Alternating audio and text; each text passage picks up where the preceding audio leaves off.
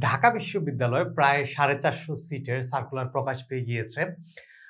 তো এই ভিডিওতে মোটামুটি পরীক্ষা কবে হবে, যোগ্যতা কি লাগবে আপনার পরীক্ষা দেওয়ার জন্য, আ স্পেশালিটি এরিয়া মানে হচ্ছে ডিপার্টমেন্ট গুলো কি, কি আছে? কোন, কোন ডিপার্টমেন্ট আছে? এই জায়গায় ৯ টা ডিপার্টমেন্ট প্রায় আছে।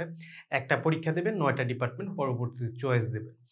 খরচ কত, পরীক্ষা পদ্ধতি কি, সকল কিছু বৃত্তান্ত এই এক ভিডিওতে কথাবার্তা বলব।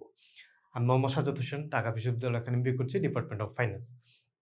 এবং আমাদের একটা নতুন কোর্স, ক্র্যাশ কোর্স শুরু হতে যাচ্ছে। আম এই কোর্সের মধ্যে আপনি যদি ভর্তি হন একদম বেসিক থেকে শুরু হবে। মানে যতটুকু বেসিক থেকে শুরু করা যায় এবং হচ্ছে মোটামুটি প্রতিদিন ক্লাস হবে। আপনি যদি ডেসক্রিপশনে বক্সে যান তাহলে হচ্ছে আপনি কোর্সের কবে, কবে ক্লাস আছে এবং পরীক্ষার আগ পর্যন্ত দেখতে পারবেন। এই কোর্সে ভর্তি হলে আপনার কোনো বই কেনা লাগবে না। সকল কিছু আমরা প্রোভাইড করে দেব এবং প্রশ্ন ব্যাংকও প্রোভাইড করে দেব। এবং হচ্ছে মোটামুটি আমাদের যদি ট্র্যাক রেকর্ড দেখেন গত পরীক্ষায় প্রায় ১০০ প্লাস চান্স পেয়েছে। তো আপনি যদি একটা গোছানো প্রস্তুতি নিতে চান আমাদের কোর্সে জয়েন হতে পারেন। এখন হচ্ছে ভিডিওতে চলে যাওয়া যাক। ডেসক্রিপশন বক্সে ফেসবুক পেজের লিঙ্ক, হোয়াটসঅ্যাপ নাম্বার সকল কিছু দেয়া আছে। আপনারা যেয়ে যোগাযোগ করতে পারেন। আর এই সার্কুলারটা যদি দেখতে চান ফেসবুক পেজে যেয়ে আমাদের যে দেখতে পারেন যে সার্কুলারটাও দেয়া আছে। এখন হচ্ছে ভিডিওতে যাই।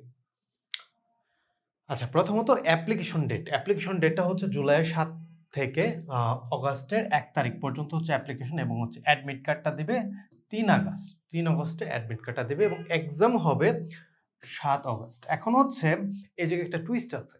জুলাইয়ের যে পরীক্ষাটা হয় জুনে, সাধারণত জুনে হতো। এটা হচ্ছে মোটামুটি ১ সপ্তাহ পিছাতো। আপনি যদি গত কয়েকটা পরীক্ষা দেখেন। কিন্তু হচ্ছে এই বছর ট্রায়াল সেমিস্টার যেহেতু ৩ টা থেকে ঢাবি থেকে ৩ টা সেমিস্টার শুরু হয়েছে। তো তার জন্য কিন্তু মের পরীক্ষাটা এবার পিছিয়ে গিয়েছে। এই আগস্টে হচ্ছে। কিন্তু আগে মোটামুটি হচ্ছে জুনের আ মেতে পরীক্ষা হয়ে যেত। মেতে সার্কুলার দিত, জুনে হচ্ছে পরীক্ষা হয়ে যেত। কিন্তু এবার পিছানো হয়েছে। হয়তোবা এবার পরীক্ষাটা ১ সপ্তাহ নাও পিছাতে পারে কিন্তু একটা সম্ভাবনা আছে। যে অগাস্টের ৭ তারিখ থেকে ১ সপ্তাহ পিছাইতে পারে।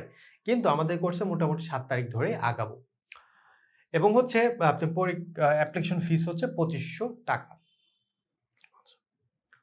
তারপর হচ্ছে যোগ্যতা কি লাগবে? আপনার হচ্ছে প্রথমত ব্যাচেলর পাস লাগবে যেকোনো ডিপার্টমেন্ট। আপনি হচ্ছে সঙ্গীতে পড়েন, আপনি হচ্ছে নৃত্যকলায় পড়েন, আপনি সায়েন্স ব্যাকগ্রাউন্ডে পড়েন, কমার্স পড়েন, আর্টসে পড়েন, যেকোনো ব্যাকগ্রাউন্ডে জাস্ট হচ্ছে ব্যাচেলর পাস থাকা লাগবে।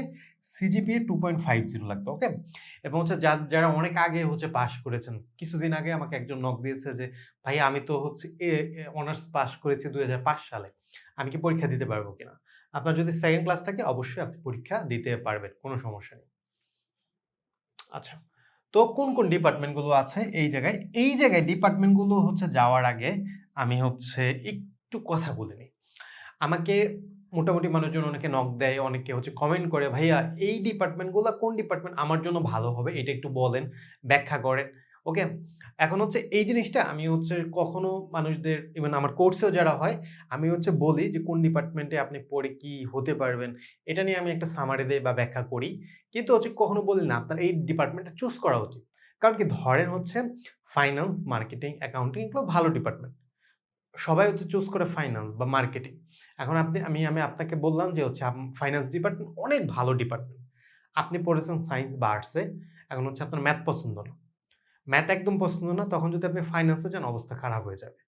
তো আপনারা যে ডিপার্টমেন্টটা চুজ করবেন তার আগে অবশ্যই আপনার ক্যারিয়ার অনুযায়ী আপনি একটু অ্যালাইন করবেন এবং অবশ্যই ধরেন আমার মতো যারা মানুষ আছে ধরেন হচ্ছে কোচিং সেন্টার চালায় প্লাস হচ্ছে কোনো ব্যক্তি উপদেশ দিচ্ছে, তাদের কথাগুলা পরামর্শ নিবেন। এদের কথাগুলো একদম 100% হিসেবে নিয়ে আপনার ক্যারিয়ারটা সাজাবেন। আপনার ক্যারিয়ারের ডিসিশন সবসময় আপনি নিবেন। যে হচ্ছে আপনার কোন ডিগ্রিটা নেওয়া উচিত, কি করা উচিত আপনার আ যা ওভারঅল আছে সকল কিছু। ঠিক আছে? তো হচ্ছে এই জায়গায় মোটামুটি সব মেজর ডিপার্টমেন্ট গুলো আছে। তো অনেকে হচ্ছে আবার হচ্ছে সাপ্লাই চেইন নিয়ে জিজ্ঞেস করে। সাপ্লাই চেইন ডাইরেক্ট হচ্ছে ঢাবিতে নাই। তো আইবি আছে মানে কি ইন্টারন্যাশনাল বিজনেস। এটা হচ্ছে সাপ্লাই চেইন রিলেটেড সাবজেক্ট। ওকে?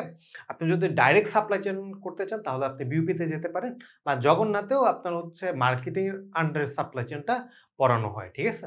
তো ওই জায়গায় আপনি হচ্ছে যেতে পারেন।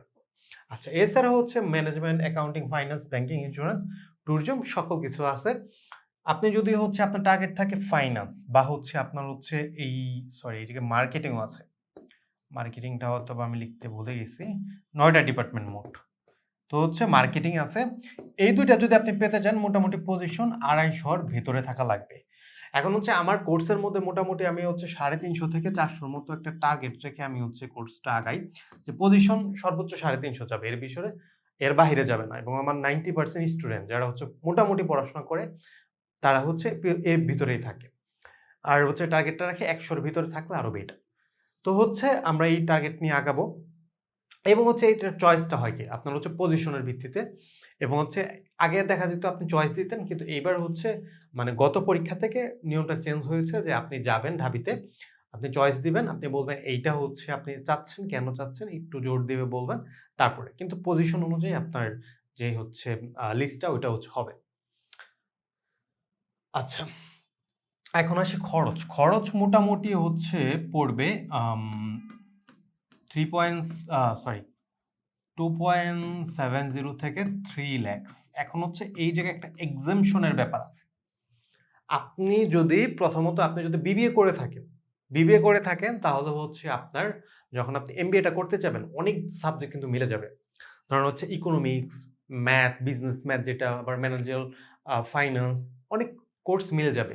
ওগুলা থেকে যদি আপনি ভালো একটা রেজাল্ট করে থাকেন, এখন প্রতিটা ডিপার্টমেন্টের নিয়ম আছে। ওই নিয়ম অনুযায়ী একটু পরীক্ষা হবে। তো ওইগুলো এক্সাম্পশন পেতে পারবেন। সর্বোচ্চ ১২ ক্রেডিট পর্যন্ত এক্সাম্পশন পাওয়া যায়। মোট হচ্ছে ৪৮ ক্রেডিট। ১২ ক্রেডিট মানে হচ্ছে আপনার আ ৩ টা ৩ আচ্ছা ৪ টা কোর্স প্রায়। ৩ ৪ ১২ ঠিক আছে? ৩ ক্রেডিটে একটা কোর্স হয়। তো মোটামুটি ৪ টা কোর্স আপনি হচ্ছে পেতে পারেন। আমার একটা স্টুডেন্ট আছে যে হচ্ছে এমআইএস এ পড়ে। উনি হচ্ছে আপু সর্বোচ্চ আমার আমার দেখা মতো ৩ টা কোর্স আপনার হচ্ছে এক্সাম্পশন পেয়েছে। ফাইনান্স ডিপার্টমেন্ট আমার ডিপার্টমেন্টে অত পরিমাণে এক্সাম্পশন দেয় না। এটা ডিপার্টমেন্ট টু ডিপার্টমেন্ট ভেরি করে।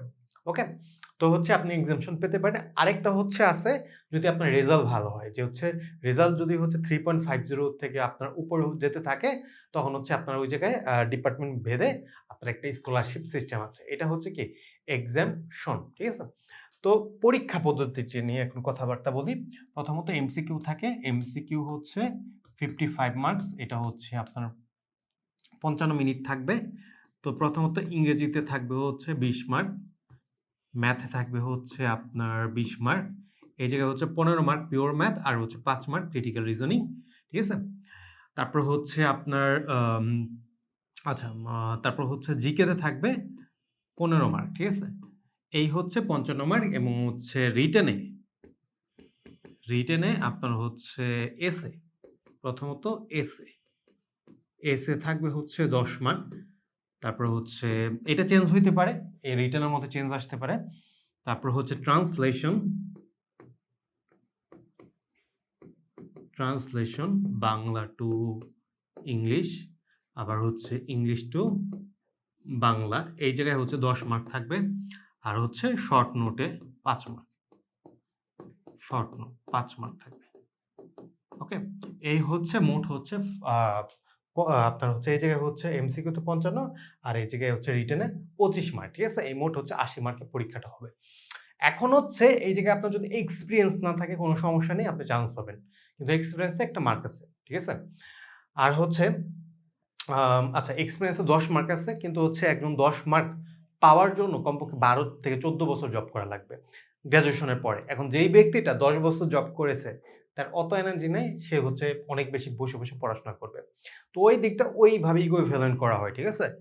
তো হচ্ছে আ ইভেন আমার যারা স্টুডেন্ট আছে এটা আমি অনেক শোনাই। আমি হচ্ছে আমার এক্সপেরিয়েন্স যে দিয়েছিলাম বাট ভুলে গিয়েছিলাম। আমার এক্সপেরিয়েন্স আসলে দেইনি আমি। তো তারপরে আমার পজিশন আমি অসুস্থ হয়ে গিয়েছিলাম। আর অনেক স্টোরি আছে।